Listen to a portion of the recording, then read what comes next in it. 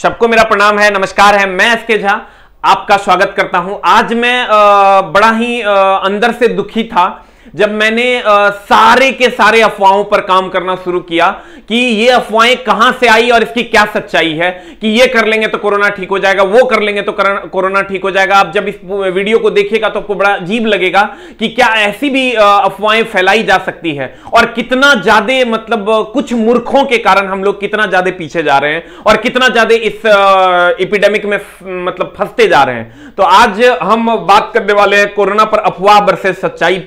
अफवाह क्या है और सच्चाई क्या है।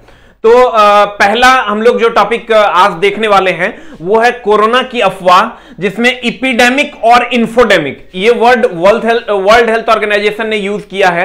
ये दोनों वर्ड उन्हीं का यूज किया हुआ है कि एपिडेमिक और इन्फोडेमिक क्या है। एपिडेमिक तो हो गया महामारी जो फैला हुआ है, और इससे भी खतरनाक है इन्फोडेमिक। आप कहिएगा सर ये इन्फोडेमिक क्या है, तो इन्फोडेमिक सर आप जब इसका डिफिनेशन देखिएगा तो इसको कहते हैं हम लोग गलत सूचना का प्रसार। गलत सूचना का प्रसार ही इन्फोडेमिक है। अब ये है क्या सर, क्या क्या सूचनाएं हैं जो गलत तरीके से फैल रही है। WHO ने देखिए यहां वर्ड यूज किया है एपिडेमिक एंड इन्फोडेमिक, मतलब जितना खतरनाक एपिडेमिक है उससे भी ज्यादा खतरनाक इन्फोडेमिक है, ये WHO का कहना है। और ये इन्फोडेमिक है क्या, तो गलत सूचना का प्रसार। अब देखिए ये है क्या। पहले ही सूचना जो हमारे इर्द गिर्द फैल रही है वो है गर्म चीजों के सेवन से हमारे अंदर अगर कोरोना है तो वो भाग जाएगा। अब सर इस तथ्य को हम लोग कैसे देखेंगे और क्या इसका प्रमाण है, इस पर हम लोग बात करते हैं। जैसे अगर हम लोग अदरक खाते हैं या लौंग खाते हैं या गरम गरम काढ़ा पीते हैं या गरम गरम खौलता हुआ पानी पी लेते हैं तो हमारा जो है वो कोरोना जो है वो कंप्लीट खत्म हो जाएगा। तो सर ये कंप्लीट अफवाह है। अगर आप गरम गरम चीजें खाते हैं तो आपके शरीर में पूरी गर्मी आ जाएगी और बहुत सारा नुकसान आपको हो सकता है। बहुत सारा नुकसान है जो अदरक के अधिक सेवन से होता है, लौंग के अधिक सेवन से होता है या गर्म काढ़े के अधिक सेवन से होता है। तो आप कहिएगा सर हमने कहा सर ये आप पीजिए, अगर आपको सर्दी खांसी जैसे सिम्टम्स है तो ये आप पीजिए। ये मैं नहीं कहता हूं कि ये नहीं पीना है, या ये कोई भी नहीं कहता कि ये नहीं पीना है। एक्सपर्ट कहते हैं कि ये पीजिए, सुधार होगा लेकिन खत्म नहीं होगा, लिमिट में सेवन करें। अब इसका लिमिट क्या है, इसके डोजेस क्या है, तो कहते हैं 99% लोग नहीं जानते हैं कि अदरक कब किसे और कैसे नुकसान कर सकता है। 99% लोग ये नहीं जानते। अब सर अगर हम अदरक की बात करें तो इसमें क्या क्या है, देखो इसमें एंटीऑक्सीडेंट और एंटी इन्फ्लेमेटरी पदार्थ है। आप कहिएगा एंटी इन्फ्लेमेटरी पदार्थ क्या है, वह पदार्थ जो ज्वलनशीलता अगर आपके अंदर है तो उसको वो एंटी करेगा, उसका वो विरोध करेगा। और कहते हैं ये कहीं ना कहीं सर आपके सर्दी खांसी में बहुत ज्यादा सर आपको फायदा पहुंचाएगा। क्यों पहुंचाएगा क्योंकि इसमें करक्यूमिन होता है, पेंटाथेनिक एसिड होता है, कैप्सिन सैलिसिलेट होता है। इसका डोज क्या है सर, इसको आप खाइए, कहीं से कोई नुकसान नहीं है, आप इसको खाइए, लेकिन इसका एक डोज है, इसका एक लिमिटेशन है। हम लोग कह देते हैं कि अदरक खाइए तो सर्दी ठीक हो जाएगी। भैया कितने खाइए, कितना खाइए ये जरूरी है। तो कहने का मतलब ये हुआ कि अगर हम चलते हैं सर 3 से 4 ग्राम, अगर आप यंग या ओल्ड हैं तो आप 3 से 4 ग्राम अदरक खाइए। 1 ग्राम अगर आप प्रेग्नेंट लेडी हैं तो आप 1 ग्राम से ज्यादा मत खाइए। और 0 ग्राम चिल्ड्रन लेस देन 2 ईयर्स, अगर 2 साल से छोटा बच्चा है, 2 साल से कम उम्र का बच्चा है तो उसको आप मत खिलाइए, नहीं तो मामला गड़बड़ हो जाएगा। इसके नुकसान क्या क्या है, इसका जो नुकसान है सर, ये अगर आप बहुत ज्यादा खाते हैं तो आपको एसिडिटी हो जाएगी, बहुत ज्यादा छाती में आपको चेस्ट में जलन होने लगेगा। उसके बाद आपका खून जो है रक्त का कोगुलेशन होना बंद हो जाएगा, मतलब रक्त का थक्का बनना बंद हो जाएगा। अगर मान लीजिए कि बहुत दिनों तक आपने अदरक को कंटिन्यू किया और आप प्रेग्नेंट लेडी हैं और प्रेगनेंसी अगर इश्यू हो जाता है तो वहां पर सर आपका रक्त का थक्का नहीं बन रहा है तो फिर बहुत ज्यादा प्रॉब्लम हो जाएगा। या हो सकता है किसी कारण से आपका ऑपरेशन करना पड़े, आप यंग हैं, ओल्ड है, आपको ऑपरेट करना पड़े और वहां पर आपका रक्त का थक्का नहीं बने तो फिर बहुत ज्यादा प्रॉब्लम्स क्रिएट हो जाएगा। इसलिए सर इसका लिमिट में सेवन जरूरी है। 100 ग्राम आप जानते हैं कितना होता है, 3 से 4 ग्राम, उसी हिसाब से आप अंदाजा लगा लीजिए और उतना ही आप इसका सेवन कीजिए। तो इसके बहुत सारे फायदे हैं, लेकिन कहते हैं ना अति सर्वत्र वर्जेत, अगर इससे ज्यादा हो गया तो फिर आपको बहुत ज्यादा प्रॉब्लम हो सकता है। फिर हम लौंग की अगर हम बात करें, इसमें भी सर एंटीऑक्सीडेंट और एंटी इंफ्लेमेटरी पदार्थ होते हैं जो सर आपको सर्दी खांसी में बहुत ज्यादा मददगार होते हैं, और भी बहुत सारे इसके इफेक्ट हैं। लीवर से संबंधित भी बहुत सारी समस्याओं को ये सॉल्व कर देगा। उसके बाद अगर कहीं भी सांस से संबंधित समस्याएं हैं तो उसमें ये बहुत ज्यादा मदद करता है, इसमें कहीं से कोई दो राय नहीं है। लेकिन सर इसमें समस्या क्या है, इसमें फ्लेवोनॉइड्स और मैंगनीज और यूजेनॉल होता है, इसका सबसे प्रमुख घटक है यूजेनॉल, इसलिए माथा दर्द वगैरह में भी एनाल्जेसिक के रूप में इसका उपयोग करते हैं। एनाल्जेसिक के रूप में यूजेनॉल का प्रयोग करते हैं। यूजेनॉल के बहुत सारे फायदे हैं। यूजेनॉल आपका सर्दी खांसी बुखार में भी काम करता है। सर्दी खांसी अगर आपको है तो आप इसका सेवन कीजिए, लौंग का बहुत ज्यादा फायदा करेगा। लेकिन वही बात हो गई ना कि लौंग खाने से आपका सर्दी खांसी बुखार में आपको जो आपका सिम्टम्स है उसके हिसाब से आपको बहुत ज्यादा हेल्प मिलेगा। लेकिन सर कितना खाएं, लौंग खाएं लेकिन कितना खाएं यही नहीं पता है। तो सर आप लौंग का जो डोज है वो जो हमने सर कुछ वेबसाइट जो ऑथेंटिक उससे जो कलेक्ट किया है, ये 2 पीस यंग एंड ओल्ड लोगों के लिए है, 1 पीस आप प्रेग्नेंट लेडी खा सकती हैं और 0 peace children less than 2 years. ऐसा नहीं कि बच्चों को ठुसा रहे हैं, पता चला बच्चा नहीं खा रहा है तो ये कहेंगे लौंग खा कोरोना नहीं होगा, ऐसा एकदम नहीं करना। प्रेग्नेंट लेडी को कोशिश करना है कि 1 या आधा ही खाना है, क्योंकि सर इसमें भी एंटीकोगुलेशन का लफड़ा है, यानी आपका रक्त का थक्का नहीं बनेगा और बहुत ज्यादा सेवन करने से रक्त का थक्का धीरे धीरे बनना बंद होगा, कम होगा, बंद नहीं होगा लेकिन कम होगा, और कम होगा तो सर बहुत ज्यादा प्रॉब्लम का शिकार आप हो सकते हैं। इसलिए सर एकदम लिमिट में मात्र 2 पीस अगर आप यंग एंड ओल्ड है, 1 पीस अगर प्रेग्नेंट लेडी है और 0 पीस अगर चिल्ड्रन लेस देन 2 ईयर्स है। इसका नुकसान वही है सर, रक्त से संबंधित कुछ समस्याएं आपको आ सकती है, एसिडिटी से संबंधित समस्याएं आ सकती है, और पता चला कि वो चेस्ट में जो है बहुत ज्यादा जलन हो रहा है। अभी अभी हम एक अपने दोस्त से बात कर रहे थे, उसने कहा कि देखो ना हम काढ़ा बनवाए तो काढ़ा का लूट हो गया मेरे ऑफिस में, तो 2 ग्लास हमको मिला, 2 ग्लास हम पी लिए। अब 2 ग्लास जब हम पी लिए तो पता चला कि अगले बाथरूम जाते जाते हम परेशान हो गए, मतलब समझ रहे होंगे कि बहुत बार बाथरूम उसको जाना पड़ा और बाद में पता चला कि पेट खराब हो गया। तो सर पता चला कि इन सब इंफॉर्मेशन तो हमारे पास है कि ये करेंगे तो वो हो जाएगा, लेकिन ऐसा इंफॉर्मेशन नहीं है ही नहीं कि हमारा डोज क्या होना चाहिए, हमारा एक लिमिट क्या होना चाहिए। तो उस पर आप सर ध्यान देंगे। रक्त का थक्का बनने का प्रॉब्लम इसमें भी होता है। उसके बाद हम चलते हैं सर, देखिए एक सिंपल सा क्वेश्चन है, बहुत सारे लोग कहते हैं कि गर्मी में कोरोना मर जाएगा, पानी में कोरोना मर जाएगा, ठंडी में कोरोना मर जाएगा। तो देखिए एक क्वेश्चन है, जब मैं चूंकि मैं एक टीचर हूं तो मैं जब पढ़ा रहा था तो ये क्वेश्चन मेरे सामने आया कि निम्नलिखित में से कौन गर्म पानी के कुंड, मतलब गर्म पानी का कुंड हो, बहुत ज्यादा खौलता हुआ पानी हो, गहरा समुद्र हो, तप्त कंदराएं हो और अंटार्कटिक की बर्फ हो, मतलब बहुत ज्यादा बर्फ हो या बहुत ज्यादा गर्म हो, जिसे जीवन यापन हेतु जटिल निवास स्थान में भी निवास कर सकता है, और वो है विषाणु। और आप जानते हैं इसको कहते हैं कोरोना वायरस। यानी हम लोग जब पढ़ाते हैं तो ये प्रश्न आता है और इसका उत्तर होता है विषाणु। तो आप सोचिए कि कोरोना भी एक प्रकार का विषाणु है, ये कहीं नहीं मरने जा रहा है। आप खौलता हुआ पानी पी लीजिए तो यो नहीं मरेगा, आप सर ठंडा ठंडा बर्फ खा लीजिए तो यो नहीं मरेगा, आप गरम गरम लौंग खा लीजिए तो यो नहीं मरेगा, आप गरम गरम अदरक खा लीजिए तो यो नहीं मरेगा।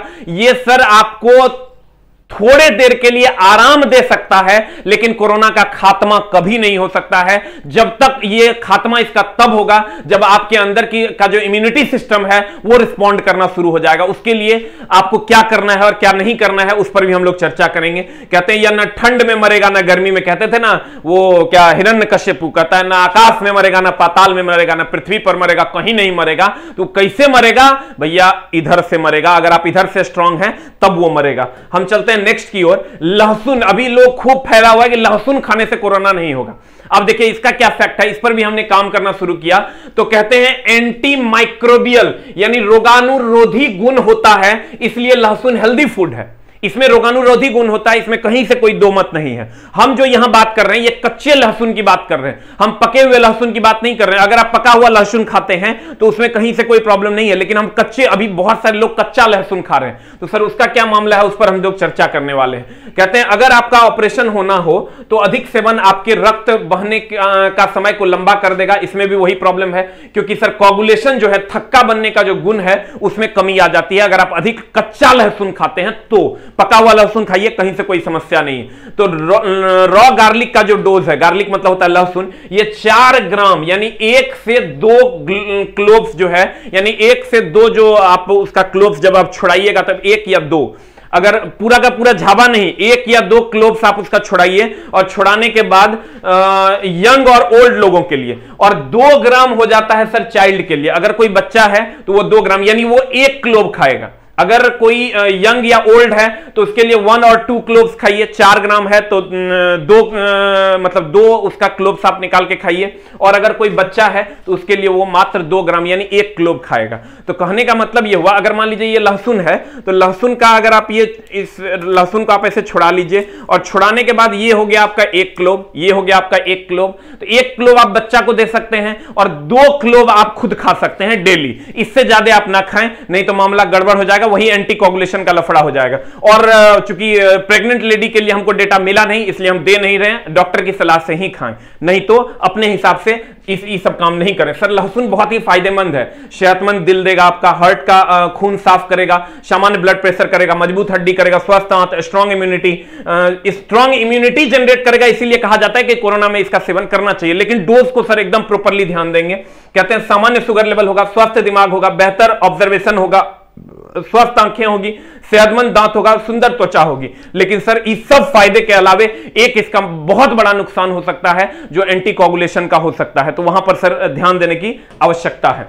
गाय का गौमूत्र, गौमूत्र सर में क्या क्या होता है? अगर आप गौमूत्र की बात करेंगे तो ये कोरोना के इलाज के लिए कोई प्रमाणिक प्रूफ नहीं मिला है कि गौमूत्र से कोरोना का इलाज होता है। फिर भी ये अफवाहें सोशल मीडिया पर बहुत ज्यादा फैली हुई है। तो कहते हैं इसमें देखिए क्या है, 95% तो इसमें वाटर है, जो कि नॉर्मली वाटर हम लोग भी पीते हैं। 2.5% इसमें यूरिया है, 2.5% मिक्सचर ऑफ सॉल्ट है, हार्मोन्स है, एंजाइम है एंड मिनरल्स है। अब देखिए इसके भी बहुत सारे फायदे हैं। गौमूत्र का हमारे हिंदू धर्म में कहा जाता है कि इसके बहुत सारे फायदे हैं, और इसके बहुत सारे फायदे हैं भी। अब देखिए क्यों है इसके बहुत सारे फायदे। एक तो इसमें यूरिया है, दूसरा मिक्सचर ऑफ सॉल्ट्स है, हार्मोन्स है इसमें बहुत ज्यादा। तो सर बहुत ज्यादा हार्मोन्स है, मतलब हार्मोनिकली अगर इंबैलेंस आपके शरीर में है तो उसको ये बैलेंस कर देगा। उसके बाद एंजाइम है बहुत सारे, तो बहुत सारे एंजाइम, अगर आपको पेट से संबंधित कोई समस्या है तो वो एंजाइम आपका पाचन का काम कर देगा। तो हार्मोन्स से इंबैलेंस से बहुत सारे रोग होते हैं, वो ठीक हो जाएंगे। एंजाइम के इंबैलेंस से बहुत सारे रोग होते हैं, वो ठीक हो जाएंगे। और बहुत सारे मिनरल्स है, तो समझिए आपको बहुत सारे मिनरल्स भी मिल रहे हैं, जो कि आपको खाने पीने से मिलता है, वो आपको गाय के मूत्र में मिल रहा है। लेकिन कोरोना से इलाज का इसका कोई प्रमाणिक साक्ष्य नहीं है। आप पीते हैं तो इसको पीजिए, लेकिन कोरोना के इलाज में इसको पिए, ये इसका कोई प्रमाणिक साक्ष्य अभी तक उपलब्ध नहीं है। फिर अगर हम चलते हैं गले को गीला रखना, बहुत सारे लोग कहते हैं गले को गीला रखोगे ना तो कोरोना भाग जाएगा, कोरोना नहीं होगा। लेकिन सर इसका भी कोई प्रमाणिक प्रूफ नहीं है। अब हमको ये बताइए, जो ठंड में नहीं मरता, अंटार्कटिका के बर्फ में नहीं मरता है, जो सर गर्म पानी के कुंड में नहीं मरता है, क्या वो गला को गीला रखने से खत्म हो जाएगा? एकदम नहीं होगा। तो इस पे भी आप पानी पीजिए, बहुत ज्यादा पानी पीजिए, आप जितना पानी पी सकते हैं उतना पानी पीजिए, लेकिन गला को हमेशा ऐसे इस पागल के जैसा गीला रखने की कोई जरूरत नहीं है। कर रहे हैं, पता चला गरगरी गरगरी कर रहे हैं, भर दिन वही कर रहे हैं, तो सर कहीं ना कहीं मेंटली आप बीमार पड़ जाइएगा। तो ये इसका भी कोई प्रमाणिक प्रूफ नहीं है। उसके बाद हम आते हैं प्याज और नमक से भागेगा कोरोना। ये तो एकदम बकवास बात है कि प्याज और नमक को मिला के खा लेंगे तो कोरोना भाग जाएगा। सर आप प्याज खाइए, इसमें देखिए सारे विटामिन सी है, तो विटामिन सी है तो कहीं ना कहीं सर स्कॉर्बिक एसिड है, स्कॉर्बिक एसिड है तो स्कॉर्बिक एसिड का इम्यूनिटी से डायरेक्ट रिलेशन है, इम्यूनिटी आपका बहुत ज्यादा बढ़ जाएगा। विटामिन B6 है, B9 है, B1 B5 सब विटामिन है। अब देखिए मैंगनीज है, कॉपर है, के है, पी है, मैग्नीशियम है, कैल्शियम है, जिंक है, तो इन सब चीजों के लिए आप खाइए। विटामिन सी है, इम्यूनिटी भी आपका बहुत ज्यादा बढ़ेगा। लेकिन सर इसको और इसको मिला के पता चला बहुत ज्यादा खाने लगे और आपको इकोनॉमिकली भी नुकसान हो गया, अब फिर वही कोगुलेशन का भी लफड़ा हो जाएगा। तो धीरे धीरे पता चला कि हमारे भारतवर्ष में एक ऐसी बीमारी ने जन्म ले लिया जिसका अब कोई इलाज ही नहीं हो रहा है, और किसी का खून का थक्का नहीं बन रहा था, कोई ऑपरेशन में करते करते मर गया। पता चला ऑपरेशन हुआ और तो बतेवे नहीं किया कि सर हम बहुत दिन से लहसुन खा रहे हैं, बहुत दिन से प्याज खा रहे हैं, बहुत दिन से सर लौंग खा रहे हैं, अब पता चला एंटीकोगुलेशन जो है उसका रक्त का थक्का बन के नहीं रहा है। तो सर ये सारी समस्याएं पता चला कि इस कोरोना काल के बाद हम लोगों के साथ शुरू हो जाए। तो सर इससे आप लोगों को बचना है, लिमिट में इसका सेवन करें। इससे इसका भी कोरोना के इलाज का कोई पुख्ता प्रमाण हमको नहीं मिला है। अब आते हैं एंटीबायोटिक। सर कुछ लोग कहते हैं एंटीबायोटिक से कोरोना ठीक हो जाएगा। सर ये आप देखिए एंटीबायोटिक का मतलब होता है सर एंटी अबायोटिक, मतलब सर क्या हुआ, एंटीबायोटिक है, ये एंटीवायरल नहीं है। मतलब एंटीबैक्टीरियल, मतलब बैक्टीरिया जनित जितने भी जीवाणु जनित रोग हैं ये उसका एंटी है, ये उसका इलाज करता है, ये एंटीवायरल नहीं है।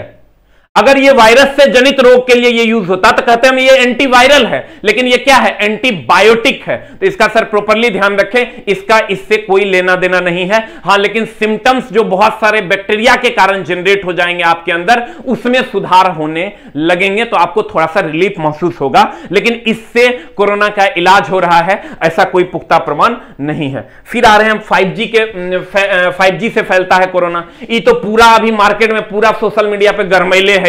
कोई लिख दिया, पता चला वो रोबोट, एक मूवी आया था रोबोट, उसमें दिखाया था कि रेडिएशन 5G रेडिएशन से जो है ये मूवीज वगैरह पे भी बैन लगाना चाहिए। वो साक्ष्य आप क्यों दिखाते हैं जो साक्ष्य उपलब्ध ही नहीं है? तो सर 5G रेडिएशन से रोबोट में रजनीकांत कहता था कि भैया सब कोरोना मर गया, जितना का जितना वो पक्षी है सबका सब मर गया। तो लोग अभी भी वो मानने लगे कि भैया हो सकता है 5G रेडिएशन, 5G का टेस्टिंग हो रहा है, बाप रे बाप, वो अंबानी फैमिली, जियो फैमिली हमको बर्बाद कर देगा। तो लोग उस पर अनाधून मैसेज को शेयर करने लगे, अनाधून मैसेज को शेयर करने लगे। ये गलत है। इस सर 5G रेडिएशंस की अगर हम बात करें, कोई भी रेडियो वेव्स जो हमारे यहां आता है वो इलेक्ट्रोमैग्नेटिक वेव्स है। तो 4G जो अभी हम लोग यूज कर रहे हैं तो कुछ नहीं हो रहा है। अब 4G के बाद अगर हम लोग 5G यूज करते हैं तो वो भी इलेक्ट्रोमैग्नेटिक रेडिएशंस होगा, बस उसकी इंटेंसिटी थोड़ी सी ज्यादा होगी, जिसके कारण कोई लॉस नहीं होगा। इलेक्ट्रोमैग्नेटिक रेडिएशंस हम नग्न आंखों से देख भी नहीं सकते हैं और वो किसी को छेद भी नहीं सकता है, इतनी उसकी काबिलियत नहीं है। उसका जो वेग है वो 3 × 10⁸ मीटर पर सेकंड है और उसकी जो इंटेंसिटी 4G की है उससे थोड़ी सी ज्यादा होगी 5G की इंटेंसिटी। तो सर कहने का मैं, बहुत सारे लोग देखिएगा कहेगा कि टावर के नीचे पंछी काहे मर जाता है? भैया टावर के नीचे पंछी इसलिए मर जाता है कि रात के समय वो टकरा जा रहा होता है और पता चला कि वो देख नहीं पाता है, और देख नहीं पाता है जिसके कारण वो अपने पथ से डाइवर्ट होकर सर उसमें टकरा के मर जाता है। तो ऐसा नहीं है, पक्षी को देखिएगा टावर के नीचे मरा हुआ कहेगा नहीं नहीं बाप रे बाप, आदमी को भी नुकसान हो सकता है। अरे भाई, आदमी को नुकसान होता तो पता चला जहां टीवी चल रहा है वहां लोग भर दिन बैठकर टीवी नहीं देखते, उसमें भी रेडियो वेव्स आ रहा है। जहां सर मोबाइल यूज कर रहे हैं कान के नीचे, तो वो रेडियो वेव्स आ रहा है, हम लोग को सर इतना नुकसान हो जाता कि मर जाता, सबका सब मर जाता। तो सर ये इलेक्ट्रोमैग्नेटिक वेव्स जो है, इलेक्ट्रोमैग्नेटिक वेव्स किसी भी ह्यूमन बीइंग्स को नुकसान नहीं पहुंचा सकता है, क्योंकि ना उसकी भेदन क्षमता है बहुत ज्यादा। गामा किरण है, उसकी भेदन क्षमता बहुत ज्यादा है, लेकिन वो कहां से निकलता है? तो वो भैया निकलता है यूरेनियम, जब यूरेनियम का नाभिकीय विखंडन होता है न्यूक्लियर रिएक्टर से, तब वहां से अल्फा, बीटा और गामा निकलता है। लेकिन सर इसीलिए तो इसको रोक दिया गया है, इसीलिए न्यूक्लियर रिएक्टर देखिएगा हमारे भारत में बहुत कम जगहों पर है, जो समुद्री किनारा है वहीं पर रखा गया है, ताकि गामा किरण अगर निकलेगा तो उसको धक्का दे देंगे और समुद्र में वो चला जाएगा, कचरा हो जाएगा और वो चला जाएगा। इसलिए देखिए ये इलेक्ट्रोमैग्नेटिक वेव्स हमारे लिए खतरनाक है, क्योंकि इसकी भेदन क्षमता बहुत ज्यादा है। लेकिन रेडियो वेव्स हमारे लिए कोई खतरा का विषय नहीं है। इसलिए 5G से किसी भी प्रकार का कोरोना नहीं फैल रहा है, कृपया इसको अपने दिमाग से निकाल दें। विद्युत चुंबकीय तरंग से कोई भी कोरोना नहीं फैल रहा। अगर फैलने का रहता तो 4G से फैल जाता। इसके बाद दारू पीने से भाग जाता है कोरोना। ये तो एकदम घटिया, वाहियात और महा बकवास बातें हैं। दारू की अगर बात करोगे, जो हम लोग अल्कोहल पीते हैं वो C2H5OH होता है। अब हमको ये बताइए कि अगर दारू पीने से वायरल जनित रोग ठीक हो जाता, तब तो पता चला इन्फ्लुएंजा हो रहा है, 2-4 पैक मार दो। कुछ लोग देखिएगा गांव घर में कहेगा हाँ ये है कि सर्दी हम मार लो 2-4 पैक हो जाए तो ठीक। अरे छोटा, ऐसा कैसे हो जाएगा? C2H5OH अगर सर इसका इलाज होता तो C2H5OH की गोली हम लोग रॉ के रूप में, मतलब एक टेबलेट के रूप फॉर्म में लाते और सब खा लेता, 1-2 दिन नशे न रहता, कम से कम बच जाता। मतलब किस प्रकार के गंदे चीजों से हम लोग जूझ रहे हैं। ये इन्फोडेमिक हम लोगों को बर्बाद कर देगा, तुम सोच नहीं सकता है इस कदर ये फैला हुआ है। तो सर C2H5OH से कभी भी ये इसका कोरोना का इलाज नहीं है, इस पर एकदम ध्यान ना दें। उसके बाद नींबू पानी नाक में, बाप रे, ये जब सुने तो हमारा तो दिमाग खराब हो गया। हम इस पर जब काम करना शुरू किया, चला 3 घंटा लगभग हम इस पर काम किए, पते नहीं चल रहा, कहीं इसका साक्ष्य उपलब्ध नहीं। सर कहते हैं नींबू पानी से नाक में डालने से, वो भी देखो कहां से, मुंह में पीने से नहीं। मुंह में पियोगे तो विटामिन C रहता है सर, तो उससे तुमको इम्यूनिटी मिलेगा। खूब पीना भी चाहिए, लेकिन उसका भी डोज का एक लिमिट है, उसका भी डोज का एक लिमिट है। अगर आप अनाधून पीना शुरू कर देते हैं सर, तो आपको सर कैल्शियम ऑक्सिलेट आपके किडनी में जमा हो जाएगा। और क्योंकि सर कैल्शियम ऑक्सिलेट जो होता है वो आपका कहीं ना कहीं एसिड है। कैल्शियम ऑक्सिलेट, पथरी जो आपका बना हुआ होता है वो कैल्शियम ऑक्सिलेट का होता है, और कैल्शियम ऑक्सिलेट जो है वो एसिड है। और जब बहुत ज्यादा आप एसिडिक चीजों का सेवन करिएगा तो वो धीरे धीरे आपका पथरी में कैल्शियम ऑक्सिलेट जमा हो जाएगा और पथरी का रूप ले लेगा, तो फिर मामला तो गंभीर हो जाएगा। तो सर और भी बहुत सारी समस्याएं, आपको लीवर से संबंधित समस्याएं हो जाएंगी। तो सर विटामिन C लेना जरूरी है, लेकिन नाक से नहीं। अभी तो बहुत सारे यूट्यूबर्स भी इस पर सर काम किए और अरे अरे अरे बहुत सारा नाटक के रूप में, नाटकीय फॉर्म में लाए और कहा कि देखो देखो देखो कोरोना हो गया, जल्दी से इसको नींबू पानी नाक में पिला दो, नींबू पानी नाक में पिला दोगे तो ठीक हो जाएगा। अरे दुष्ट चोटाई, तो एकदम बकवासगिरी है, एकदम बकवासगिरी है, इसका कोई प्रमाण उपलब्ध नहीं है। नींबू पानी पिए लेकिन मुंह से, नाक से ना पिए, ना तो चल जब बोरा में, अब मामला हो जाए तो गड़बड़। तो सर इसका, अब इसके फायदे बहुत सारे हैं, या आपके दांतों को नुकसान, अब देखो इसका नुकसान क्या क्या है। नींबू पानी लोग पीता है, लेकिन इसका नुकसान क्या क्या, फायदे तो बहुत सारे, विटामिन सी है इसमें, तो इम्यूनिटी आपको दे देगा, लेकिन इसके नुकसान क्या है, देखो यह आपके दांतों को नुकसान पहुंचा सकता है। बार बार मूत्र त्याग या डिहाइड्रेशन होगा तो इससे आप कमजोर हो जाइएगा। धीरे धीरे देखिएगा, बहुत ज्यादा नींबू पानी आप पी रहे हैं, धीरे धीरे डिहाइड्रेशन ज्यादा होगा और आप कमजोर हो जाइएगा। उसके बाद हड्डियों को हो सकता है नुकसान, आपके पेट में परेशानी हो सकती है, हार्ट बर्न की समस्या हो सकती है, GIRD और अल्सर हो सकता है, आयरन सामग्री बढ़ सकता है। तो सर ये सारे के सारे नुकसान हैं।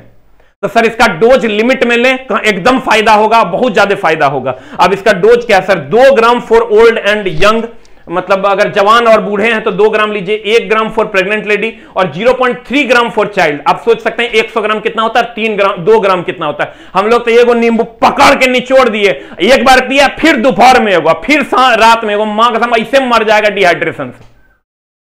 बहुत सारा नुकसान है इसका। तो सर लेकिन इसका बहुत ज्यादा फायदा है। फायदा यह है कि सर अगर आप इसके डोजेस को लिमिट में लेते हैं तो कृपया आप सर इसके डोज को एकदम प्रॉपरली ध्यान से देखें और उसी हिसाब से लें। तीसरा है कि भैया पूजा करने से भाग जाएगा कोरोना। एक बार हम गांव गए पिछले बार, तो पता चला अनाधुन कोरोना माई के पूजा हो रहा है, जय कोरोना माई, जय कोरोना माई, जय कोरोना माई, अनाधुन लोग पानी चढ़ा रहा है। पता चला हुआ क्या, तो भैया कुछ नहीं। वो क्या, हम पूछे कैसे हुआ ये भैया, तो कहता एगो आदमी को सपना दिया कोरोना कि अगर हमरा पूजा करोगे तो हम चल जाएंगे। आय रे दुष्ट दाना, पूजा करने से कहीं कोरोना जाता है? वायरल डिजीज है इस सर, पूजा करने से चला। पूजा कीजिए, बहुत अच्छी बात है, आपको पूजा करनी चाहिए, भगवान के सामने सर झुकाना चाहिए, श्रद्धा होनी चाहिए आपकी भगवान के लिए। लेकिन सर ये पूजा करने से कोरोना भाग जाएगा तो महाबेवकूफी है। और पता चला पूरा भीड़ उलट के चल गया मंदिर में कि हम लोग पूजा करेंगे, कोरोना चला जाएगा। अब पता चला उसी से सर बहुत लोगों को कोरोना हो जाएगा। तो सर अब गांव में भी बहुत बुरे तरीके से कोरोना फैल रहा है। भगवान श्री कृष्ण हमारे भी आराध्य हैं, बहुत अच्छे भगवान हैं, लेकिन सर इससे कोरोना नहीं जाएगा। Factor that effect immunity to respond. अब देखिए क्या क्या फैक्टर है जो आपके इम्यूनिटी को सर इफेक्ट करता है, आपका इम्यूनिटी रिस्पॉन्ड नहीं कर पाता है, और क्या क्या आपके इम्यूनिटी को बर्बाद कर रहा है, आपकी इम्यूनिटी को कम कर रहा है और आपको कोरोना घेरे जा रहा है। आप गौर से देखिए तो पहले तो स्ट्रेस बहुत ज्यादा, अगर आपको स्ट्रेस हो रहा है तो आपका इम्यूनिटी कम हो जाएगा। उसके बाद अगर आप देखिएगा न्यूट्रिएंट इंटेक, यानी अगर डाइट आप अच्छे से नहीं लेते हैं तब आपका बर्बाद होगा। उसके बाद आपको माइक्रोब्लेम है, ओबेसिटी है, एज है, अल्कोहल अगर आप लेते हैं तब आपका, स्मोकिंग अगर आप करते हैं, स्ट्रेस बहुत ज्यादा, एक्सरसाइज आप कम करते हैं, फिजिकल फिटनेस आपका कम है, मेडिटेशन आप कम करते हैं, इलनेस बीमारी है, आपको टाइम आपको मतलब नहीं मिल पाता है आप योगा के लिए, या फिर जेनेटिकली आप बहुत ज्यादा कमजोर हैं, तो ये सारा अगर प्रॉब्लम है तो कहीं ना कहीं वैक्सीनेशन अगर आप करवाते हैं तो सर ये इम्यूनिटी को बढ़ा देगा, इसमें कहीं से कोई दो मत नहीं है। ये इधर की तरफ एरो ले लेते हैं, और भी कोई इन्फेक्शन या इन्फेक्शन की हिस्ट्री आपके पास है तो वो कहीं ना कहीं आपके इम्यूनिटी को डाउन करेगा। सबसे पहली बात तो ये तो बहुत सारे फैक्टर्स हैं। आप स्ट्रेस को जल्दी से मैनेज कीजिए और कम स्ट्रेस लीजिए। आप ये समझ लीजिए सर मेंटली ही बहुत लोग बीमार हैं। बहुत लोग हमको मिलते हैं कहते हैं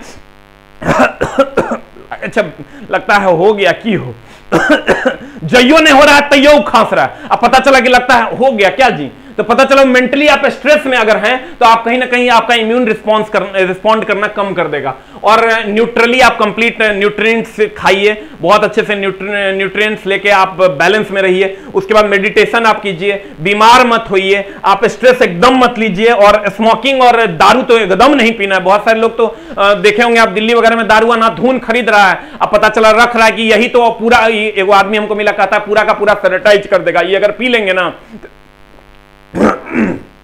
वो जो होता है आपका सैनिटाइजर उसमें भी अल्कोहल होता है। तो कुछ लोग कहा कि अरे अल्कोहल हाथ में लेंगे तब कैसे होगा। लोगों ने कहा कि सैनिटाइजर है उसमें अल्कोहल होता है, तो कहेगा अल्कोहल हाथ में लेंगे तो कैसे होगा। अल्कोहल भैया पी लेंगे तो पूरा का पूरा सैनिटाइज कर देगा। अरे पगला गया है क्या। ये एकदम C2H5OH से कोरोना को मात नहीं दिया जा सकता है। अगर ऐसा होता तो बहुत आसानी से इलाज मिल जाता। उसके बाद अब सर इससे बचे कैसे इन्फोडेमिक से बचने का क्या क्या उपाय है। तो सर WHO और हेल्थ मिनिस्ट्री का जो गाइडलाइन है कृपया उसी को फॉलो करें। अगर आप पढ़े लिखे हैं तो आप कोशिश कीजिए पढ़े लिखे लोग अपने समाज का मार्गदर्शन करें। जो भी पढ़े लिखे लोग हैं उनका यह काम है कि सही इंफॉर्मेशन लोगों तक पहुंचाए, लोगों को बताए कि इसका क्या एडवांटेज है, इसका क्या डिसएडवांटेज है। अभी लॉकडाउन में ऐसे भी आपका काम नहीं चल रहा है, तो सर कुछ तो कीजिए, कुछ तो समाज के लिए कीजिए। हम लोग भी करते हैं, आप भी कर ही रहे हैं, लेकिन थोड़ा और बढ़ाइए। आप क्या कीजिए सर, इंफॉर्मेशन समाज को दीजिए कि क्या सही है क्या गलत है। नींबू पानी नाक में देने से सर आप ठीक नहीं होइएगा, अल्कोहल पीने से आप ठीक नहीं होइएगा। उसको आप प्रमाण दीजिए, प्रमाण देकर वो नहीं समझ रहा है फिर भी उसको समझाने की कोशिश कीजिए। 10 में से अगर 4 लोगों को ही आप समझा पाए तो शायद भारतवर्ष बच जाए, नहीं तो भारतवर्ष बहुत ही गंदे दौर से जूझ रहा है और अगर ये दौर चालू रहा तो बहुत बड़ा नुकसान हमारा हो जाएगा। कहते हैं सरकार इसके लिए कोई ठोस कदम उठाए। सरकार को यह चाहिए कि समय समय पर जो सोशल, अभी चूंकि देखिए पहले की बातें और थी, पहले क्या था कि पहले सोशल मीडिया नहीं था तो एक बार सरकारें कुछ बोल देती थी, लोग वही सुन लेते थे। अब जब तक सरकार रिस्पॉन्ड करती है तब तक बहुत सारे यूट्यूबर्स उस पर रिस्पॉन्ड कर देते हैं, बहुत सारा व्हाट्सएप यूनिवर्सिटी वाले लोग उस पर रिस्पॉन्ड कर देते हैं, तो ये गलत है। तो सर दूसरा कि व्हाट्सएप और यूट्यूब पर बिना पूरी जानकारी के कोई भी पोस्ट ना डालें और ना ही शेयर करें। हाथ जोड़ के नम्र निवेदन है सर, जिन लोगों को जानकारी नहीं है फैक्ट्स के बारे में वो कृपया व्हाट्सएप यूनिवर्सिटी पे कुछ गंदे फैक्ट्स को फॉरवर्ड ना करें और ना ही जबर वीडियो बनाएं ताकि यूट्यूब से आपको पैसा आए और पता चला कि वीडियो बना रहे हैं और फैक्ट्स की जानकारी हमको नहीं। आप देखिएगा बहुत सारे लोग नींबू पानी नाक में देने से कोरोना ठीक हो जाएगा, बहुत सारे लोगों ने इस पर वीडियो बना दिया। सर आपका चैनल मोनेटाइज, आपको पैसा आएगा, लेकिन सर कुछ दूसरा काम कर लीजिए, हम लोग वही देख लेंगे, लेकिन ये गंदी इंफॉर्मेशन आप ना फैलाएं। ये आपसे मेरा नम्र निवेदन है, हाथ जोड़ के नम्र निवेदन करते हैं सर, ये काम ना करें। थैंक यू वेरी मच और कोशिश कीजिए सर ये इंफॉर्मेशन सब तक पहुंचे। Love you all, thank you very much.